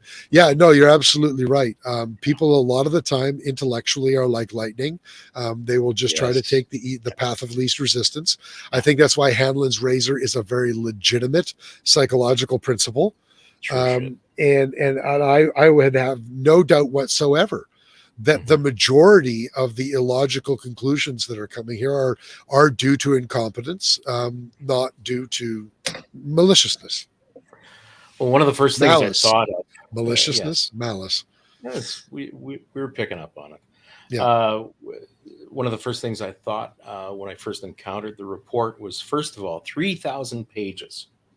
Yeah. How many people are going to bother with that? How many people that are going to look at something objectively under a microscope, even? Well, frankly, I'm not That are reading all truly 3,000 interested. pages. No, I am not either. Yeah. However, I'm going to dig into this goddamn thing. Yeah. You and the way it is structured, like I was saying earlier, they build a point, and then before they actually conclude the goddamn thing, it drops off a fucking cliff. Right. People's attention, like, look, let's use YouTube for an example. Longer videos. The reason that so many people are going to short 2-minute, 5-minute videos or whatever is because they lose people over a longer stretch than, what is it, 3 minutes or 3.5 minutes or something statistically. Yeah. People, something like that. Yeah. right. Yeah.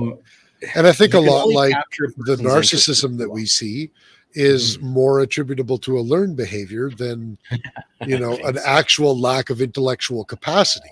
I think we're just not using our intellectual capacity. We're socially accepting that we don't have to. Yeah. Derek is basically defining Hanlon's razor for us. Don't attribute to malice, but you can more likely attribute to stupidity. So, yeah, for me, I think that's a big part of what this is. But let's really quickly. So, the CCFR has kind of done a point by point of what they think is the most important recommendations to highlight. So let's just go through it real quick. So, number one, learn from the successes of Australia, UK, New Zealand gun bans. If they actually learned from the successes, they would scrap the whole thing. So again, that's a misunderstanding right there. Number two, they welcomed the long overdue changes like banning the Mini 14 ranch rifle. Again, I think that's just intellectual laziness. It is. Full ban. Low hanging fruit. Exactly. Full ban on semi-auto handguns, shotguns, and rifles that discharge centerfire ammunition and are designed to accept detachable magazines with capacities of more than 5 rounds. Now, this was literally word for word out of Amendment G4 from Bill C-21. So again, I think it's completely intellectual laziness, and they just cut and pasted it. So what the fuck? Prohibit magazines. They have the ability to accept more than 5 rounds to close the loopholes. Again, that's from C-21. Yeah. Require a PAL to possess ammunition. That's fucking nonsense. Why? Like, is anybody shooting people using ammunition and not a gun? Right. Come on. Require a PAL to buy magazines. That's equally as stupid. Only allow purchases of ammunition for a gun that the user is licensed for. That is just a complete misunderstanding of how guns work. Amazing. Yeah. It's like, no, sir, you can only buy the ammunition that's specific to that gun. Okay. Well, that we have on record. Well, I mean, and let's just use one quick example here. I've got a Sterling R18. It's currently chambered in 223 Wild. Does that mean that I can't buy 5.56 NATO? Probably. These people would probably say, yes, it does mean that, without understanding that it can shoot that caliber. Or how about this? I'm about to be converting it to 6.5 Grendel. So which caliber is my gun licensed for now? Right. And by the way, we don't license guns by caliber. Mm-hmm. We don't license guns unless they're in the restricted category, period. So again, this is just a lack of understanding of how things actually work. Mitch brings up another great point. What's that? Sorry. He says, "Well, I'm fucked. Good luck finding 22 250 Ackley ammo." Yeah, exactly. Well, how about that? Like, what about the 33XC? Can you buy factory 33XC in the first place? No, Like, no, again, this is just a no guns complete at lack of Drybar. understanding. Yeah, complete lack of understanding of how things work. Yeah. Reform classifications and definitions for prohibited firearms to encompass more. That's Yes, just of fucking course. nonsense. Yeah. And like, there's no evidence to back up that recommendation. Like, I don't give a fuck. Like, I want to find that line. I haven't been able to find that line in the actual report. I want to find that line and the supposed evidence for it, because I guarantee you it's just illogical. Remove prohibited guns from owners they want to buy back. Again, like, logistics guys, you need some real world recommendations here. Litany of global stuff, UN regulations and stuff. So they want to follow all these UN regulations about stamping and all this kind of shit. Yeah, well, And again, again, intellectual laziness, like you just they're just taking the watch from recommendations another of document. organizations that they Right. think are bigger and more important than they are, and it's, well, if the UN wants it, it must be good. CFO spousal support line to be renamed and manned 24/7 and publicized so that citizens can use it. Okay. Okay, I don't, on its face, I don't again, sorry. they want the CFO spousal support line to be renamed and manned 24/7 and publicized. Like, they want people there 24/7. Oh, I see what you're saying. I get you. Yeah. Ironic that the woke would say this. Yeah. And publicized so that any citizens can use it. First of all, they already can. As far as I understand, it's just the general CFO line, and the first option that they give you is if you're calling to report unsafe use or spouse, blah blah blah, hit number whatever. Yeah. But despite that, on its face, I don't necessarily agree with this. But you can't just start doing this shit without the proper checks and balances, because malicious use of these things exists. And it is a reasonable. They had a percentage of it. Fuck, I wish I could remember of it. But there was a statistic that showed malicious use of these report lines, and it was not an insignificant percentage. No, of course not. It's the Me Too backlash phenomena. Sure, yeah, absolutely. Okay, so another line here: craft guidelines for the CFP staff to improve consistency in approval and disapproval of PALs. I completely agree with that. Right. I think that the approval process is a fucking joke. and in one of the most glaring ways is that we have this this reference system for a fucking reason. And by their own statistics, the majority of the time, they don't even call the references. Yeah. So that line I agree with. Set an auto review process for law enforcement PAL holders charged for IPV. I don't know what that is. What is that? Okay, so anytime you hear auto review process, what the fuck does that mean? I think it means that automatically it triggers a review. For law enforcement PAL holders that are charged for IPV.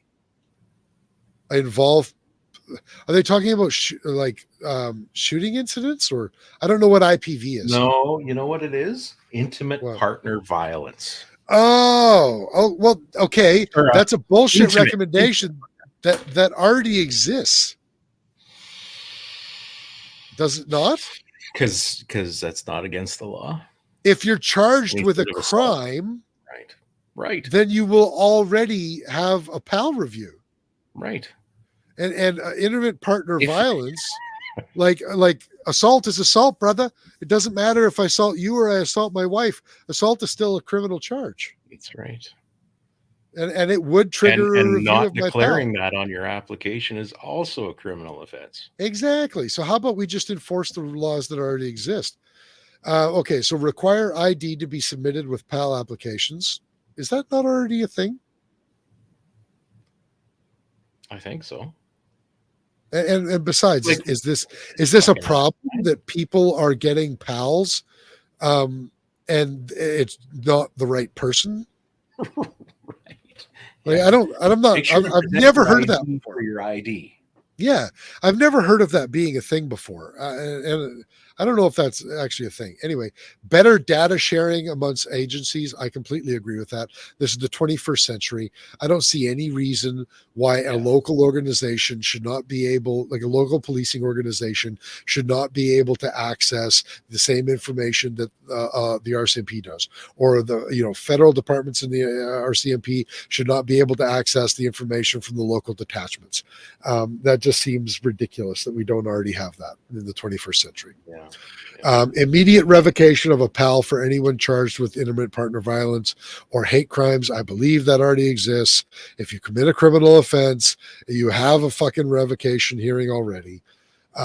Suspend PAL even if charges are stayed or withdrawn until the PAL holder can prove that they're not a danger. Well, guess what, motherfucker? We still have a charter. We still have innocent until proven guilty in this fucking country, and I will not support anything that removes those rights. Better consultation with Indigenous people. That's pretty fucking vague. Congratulations, you're virtuous for including it. Bequeath laws. Better enforce rules for surviving family members and enforce PAL acquisition or destruction. Okay, enforcement of rules, cool. I have no problem with you enforcing those rules. Mandate cops to stop smuggling. I just want to stop the sentence right there. I agree. Police, stop smuggling. Okay, anyway, mandate cops to stop smuggling and share data with other agencies. Okay, I know that they're just point forming this, and maybe it's how the CCFR point formed this, but that just sounds really weird. Engage border towns to help cops stop smuggling and encourage the U.S. to do this too. I agree. We need better funding to stop smuggling. Yeah, completely agree. Instead of spending $600 billion in 1 year on bullshit COVID mandates, let's spend some money on healthcare and smuggling. Mandate cops, engage border towns to help cops stop smuggling and encourage the U.S. to do this too. Fuck, I just read that. Table legislation affirming gun ownership is a conditional privilege. Fuck you. What? Gun ownership already. Well, yeah, first of all, it already practically is. Yes. But also, I don't believe that it should be. I believe that gun ownership, just like any other property right, okay, I shouldn't say this. I'm being an absolutist when I say this, because it would be hypocritical of me to be an absolutist about this right now, because I do believe in licensing of firearms.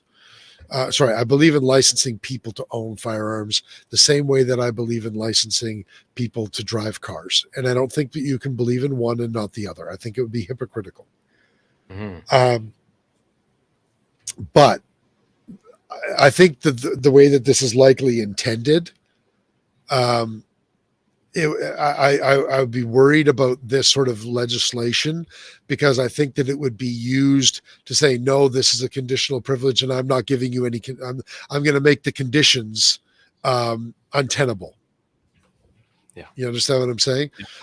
Just like these people are advocating for people who have been convicted of no wrongdoing, the reverse owners of having to prove that you should be able to keep your gun, even though you haven't been convicted of a crime. I can't trust people like that they would not make it a reverse onus when they're talking about conditional privileges. National education campaign on reporting gun owners for safety concerns. Okay, fine. Whoa. How well would that go, hey? I think it would just be a waste of money. Yeah, fuck. But can you imagine if you had public education on something like that, the amount of eyes that would open up of ex-wives and shit like that, right? For sure. Oh, you can do this? I didn't know that before. And let's just somebody and tell them that my ex-husband is threatening me with a firearm. Here we go. Yeah. And let's just recognize for a moment that this recommendation has come out of the commission that is looking into the mass shooting in Nova Scotia, where he was reported multiple times, Yes. Yes. and nothing was done about it.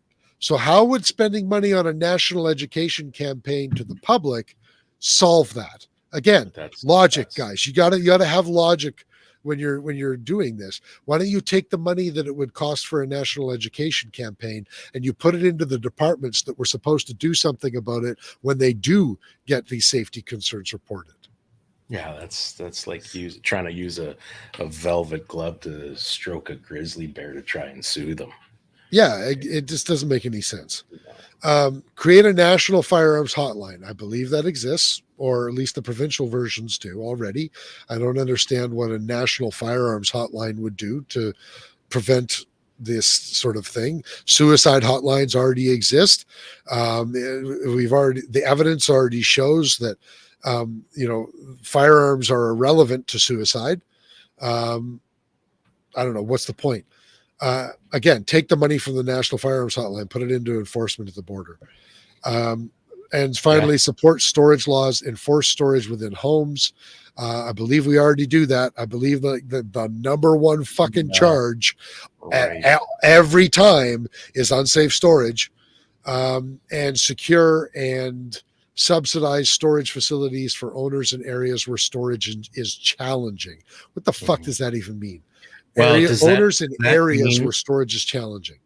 Oh, Jesus Christ. So what they're talking about is reserves and farms where they don't necessarily have secure storage. Locked cabinets. like what area do you not have locked cabinets? Well, I don't know, man. Does this also mean regular visits for regular regulation compliance visits? Who fucking knows, right? Like, well, and again, if these people are advocating for things that are contrary to your individual rights already, and by that I'm again referring to reverse onus for PAL. If they're advocating for those things already, how can we trust that recommendations like this aren't going to be misimplemented? Mm-hmm. Right? Yeah. So I don't know. Just I don't like what I've read of the commission report so far, and most of the recommendations that have been point formed by the CCFR that they've picked up on, most of those recommendations really seem to be tracking with the illogical and irrational recommendations and justifications that I've read so far myself. Mm-hmm. But yet here we are. This is the way that it is. Indeed. So. Yeah, I don't know, and you get into interpretation of all this too, like, and you get to the point of enforcement and interpretation again. How many instances do we know of a cop coming across something, and his interpretation of something in particular is whatever his own rendition, right? And yet he gets to confiscate that firearm and ammunition and maybe your vehicle or whatever because of his interpretation. And even if it is proven to be wrong, well, you're still tied up and thousands and thousands and thousands of money or dollars poorer just because this cocksucker had an interpretation that was different than everybody else's. It's like this entire thing is, get ready for it, folks, this is a new one, fraught with things like that. Yeah. So there is an entire section in volume 5. I saw the heading, but I didn't get to read it. And I'm trying to find the heading again. But the heading had something to do with essentially redetermining what police discretion means. Oh boy, we're still dealing with humans. And again, I haven't read that section of a sociopath. define well, that. well, but you're talking about enforcement. So much of Yeah, enforcement is left to the police officer's right to sure, discretion. sure. And it concerns me, based on what I've seen so far, that these people are going to be making recommendations on changing a police officer's discretionary powers that they have already. I think Yeah, I don't know where that would go, but I don't know. I'd be very weary of. I need to find the section again and actually read it. But like it puckers my butthole reading that headline anyway. Well, So, this what to are our me, a lot conclusions of from this thing? this. Well, I think a lot of this, there's a real risk of this, um, this report turning into a direction. Parts of this report. Do you know what I mean? Like that Yeah. that will factor into a law enforcement uh, um, mandate. Yeah, I think the biggest concern that I have out of this is that this is now going to, again, in the It's a public precedent eye. setter. Yeah, because nobody's going to read this fucking thing. No. And that the liberals are going to come out and start saying, well, you know what? The commission report found that we need this Oh, for guns. 100%. Yep. But when we're reading the actual commission report, it's all based on misinformation.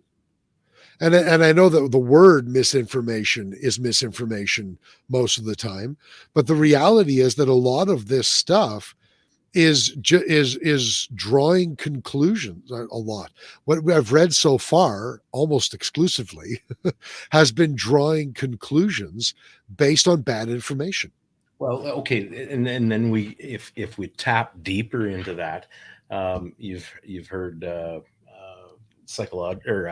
psychology discussions about the accuracy of memory and that Sure. too, Yeah. right? Yeah. And the not the manipulation of memory, but how memories change over time because of your let's take a victim or a witness, and that person's memory of a situation was so clouded by panic and whatever else, and they think about it down the road and they analyze it, and suddenly that memory changes, right? Yeah. We're trying our damnedest here, Jeff. Yeah. I'm going to start my own misinformation committee. So I don't know, like in a way, I think specifically for the people in Nova Scotia, in a way, I think this was a very good thing, just to console to some degree those people. Sure. Beyond that, I'm not okay with something that is going to damage the masses, but it makes a small percentage of people feel better. That is, I'm completely discounting anything else. The symbolism of this thing, okay, is what I'm saying is a bit of a soother for those folks. Yeah, hopefully, and nobody's saying that I don't want those people to have some closure. No, that's because I certainly would. Believe you think otherwise. Yeah. It concern. Yeah. Oh man, I maybe I'm being too cynical about it, but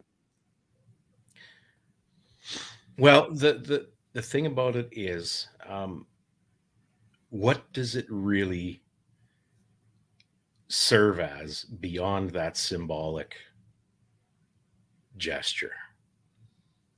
Yeah, well, that's the real question. I think that it's going to create some talking points for the liberals to push, and the parts that they don't want to touch, they'll ignore, because most of the time they just ignore commission reports anyway. We spend all this money getting these experts to give recommendations to government, and then government only takes the ones that fits their policies that they already have in place anyway. I hope that it's not used in the future to to create more horseshit. And you know what? I think best case scenario here maybe is we go to an election and we either have a minority or a majority conservative government, and they'll ignore the commission report anyway. Well, okay. So something else that just sprung to mind. Even though I dislike how much it is mentioned over and over and over again in this report, Yeah. it talks about domestic violence, intimate partner violence, the effect that violence has on kids, and let's be honest, it wasn't focused 100% on gun violence. It involved Yeah. beatings and stabbings and that too. Yeah. I Listen, remember that section. no matter like we belong to a portion of society, I think, that is relatively civil, and Mhm. we don't often see things like this. And we're most often sheltered from the realities that other people experience, that there is family violence and there are cocksuckers out there that people like us, I guess, just don't know, or don't Yeah. know that we know. Yeah. That is a real serious fucking thing, and it bothers the hell out of me, to be honest. If this opens some eyes, and addresses some of those issues, maybe some Then it of would the be a issues positive. surrounding. That's right. Funding for people, kids, especially from broken homes, violent homes, things like that. Mhm. That's fucking awesome. I think that would be the best case scenario for this commission report, is if it shook things up enough to really do that. I don't think that that's going to happen under a Liberal government. I got to be honest, under this Liberal government. Their focus just isn't there on the little guy, right? Yeah, well, no, they don't give a shit about enacting actual change. They're just going to, they're going to use this for some posturing and bullshit, sound bites and everything else. Yeah. But some of these recommendations, and then just what Derek was talking about, the RCMP positive grounds for change, some of the recommendations are actually pretty interesting. For example, they're recommending shutting down RCMP depot in Regina and decentralizing RCMP training across the country. No kidding. Yeah. You know what? I think I'm not too sure about the logical thought process behind that, but it's an interesting recommendation for sure. It certainly is, and just on the surface, I think I favor that. Yeah, on the surface, I think it's an interesting thing to look at. I'm skeptical whether it would have the intended result, because I think the big problem isn't that RCMP come across the country and go to Regina for their training. I don't think that's actually the problem. I actually worry a little bit that some of this might have been bred out of, people from Ontario and Quebec saying, we can't trust that to the people in Saskatchewan. Right. They're just a bunch of hillbillies. But those cocksuckers over there, huh? Yeah, exactly. I've known a couple of people that have worked at depot in Regina. Yeah. Some of them involved with training at one point or another. Mm-hmm. And the consensus seems to be that a major part of the problem, and a major part of the problem that is going to continue going forward, is the quality of recruits that they are being able to attract. God, man. And the change in standards of training to meet the lower quality of candidate, rather than seeking a higher quality of candidate in order to be able to meet the more stringent requirements that are needed.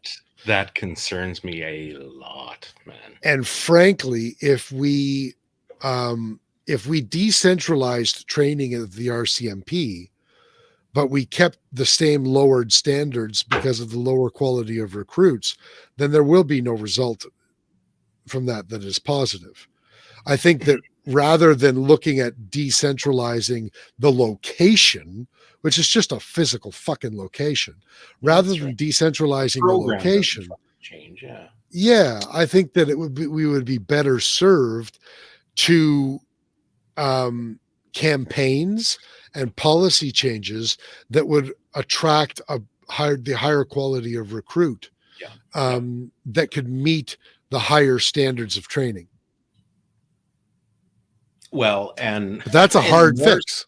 More, oh fuck, more stringent. Is that the right way to say it? More stringent qualification requirements. Like, Yeah. I said it earlier about the amount of cops that don't know how to fucking handle a firearm.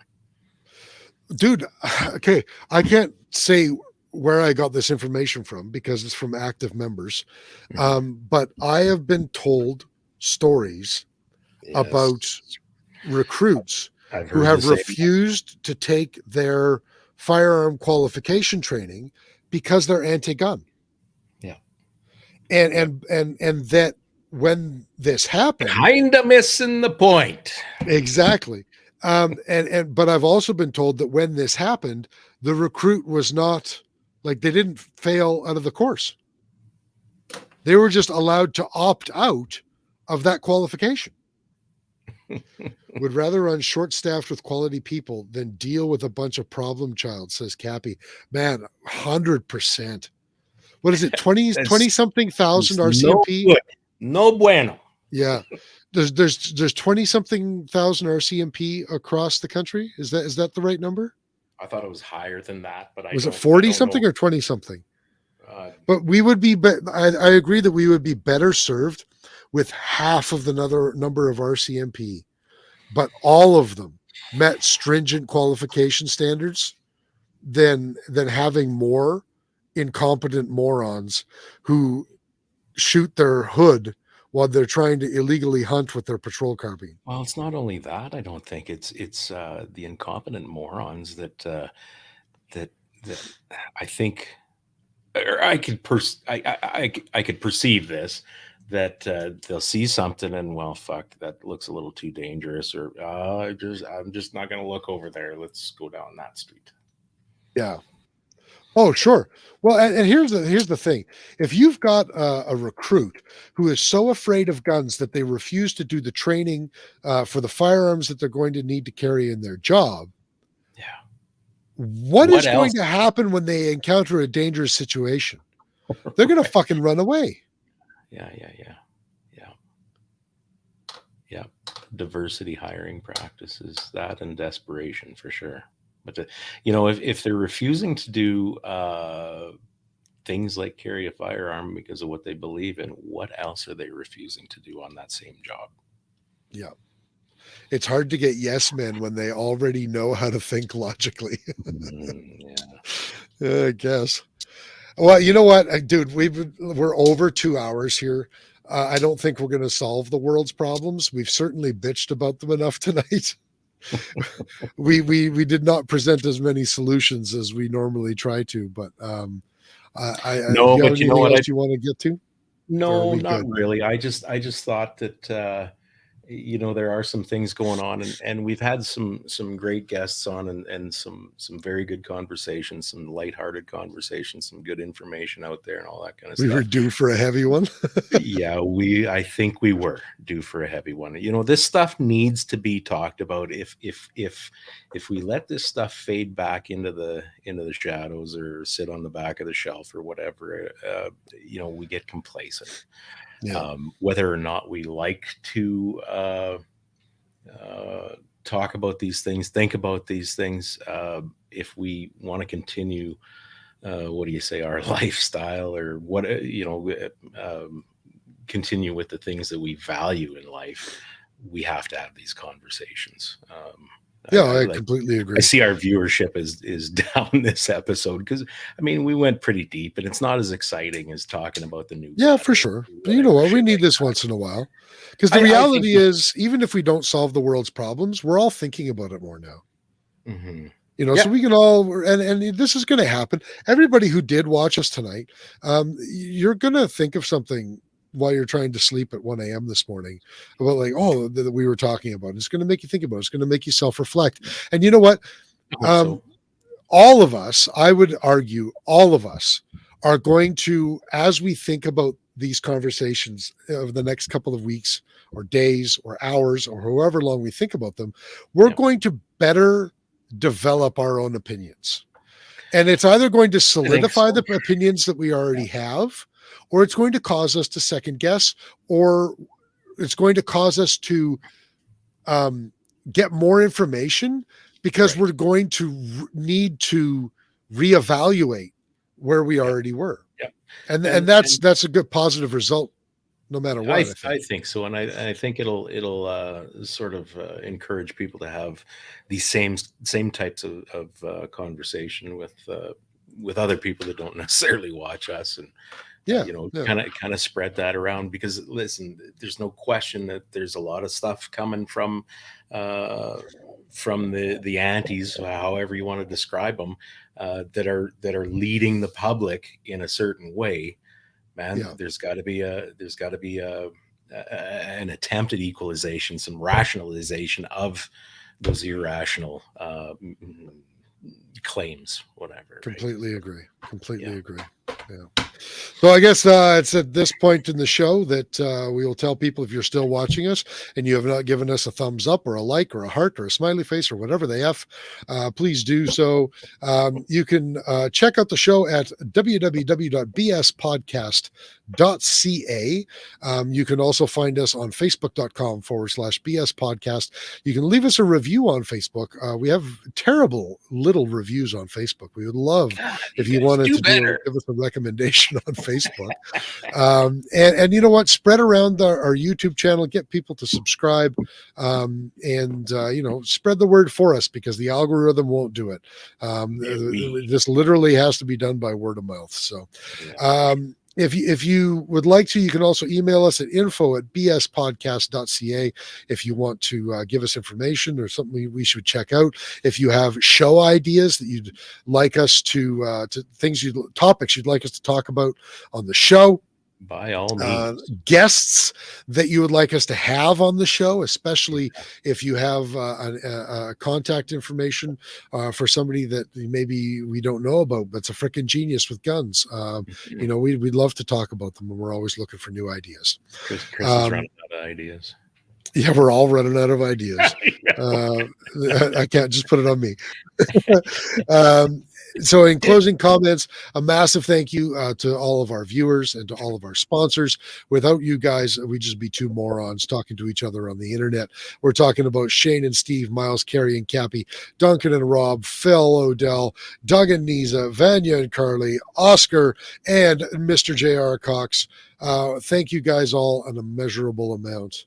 And I guess with that, we will say good night. I got it. You got it? All right. Good night.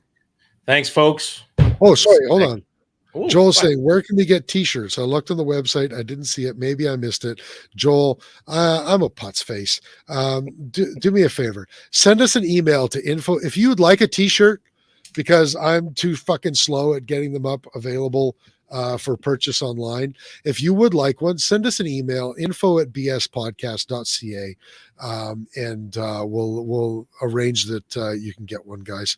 Yuka Kazi, shout out to Yuka Kazi, the crazy kamikaze American that joins us every week. Is that a good enough shout out, Yuka? All right. Now we'll see everybody next week. Oh, sorry. Hang on. We're at the Calgary Gun Show next Friday. Oh, right. So look out for us doing live videos at the Calgary Gun Show next Friday.